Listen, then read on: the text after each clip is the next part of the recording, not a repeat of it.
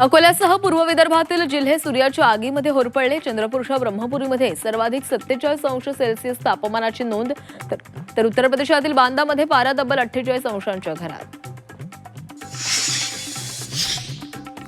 राज्यातील काही जिल्ह्यांमध्ये पावसाचा येलो अलर्ट। लातूर, सोलापूर, धाराशिव, सांगलीमध्ये पावसाचा अंदाज। काही ठिकाणी मेघगर्जनेसह जोरदार पाऊस पडण्याची शक्यता। एल निनोच्या संकटामुळे राज्याच्या अडचणी वाढणार। सरासरीच्या केवळ 88% पावसाचा अंदाज।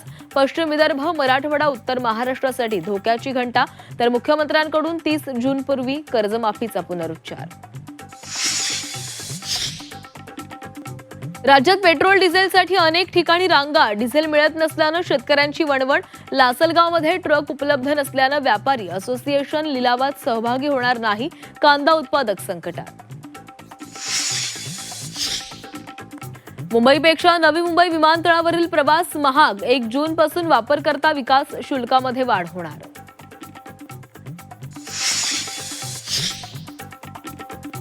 जरांगेंच्या उपोषणाआधीच मुख्यमंत्र्यांचं शिष्टमंडळ अंतरवाली सराटीमध्ये पोहोचणार। सकाळी 9 वाजता आमदार प्रसाद लाड अंतरवालीत चर्चेसाठी येणार। मातोश्रीवर शिवसेना उद्धव बाळासाहेब ठाकरे पक्षाच्या मराठवाड्यातील पदाधिकाऱ्यांची बैठक।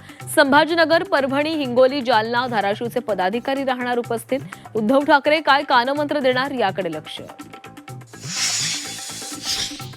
राष्ट्रवादी पक्षातील गैरसमज पूर्णपणे संपुष्टात आले। सुनील तटकरेंचं मोठं विधान।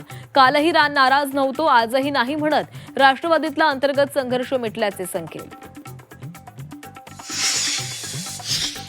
नेतृत्वाच्या संभ्रमामुळे राष्ट्रवादीचे काही आमदार शिवसेनेच्या संपर्कात। मंत्री संजय शिरसाट यांचा दावा, तर माहिती कुठून मिळाली हे शिरसाटांना विचारणार तटकरेंचं विधान।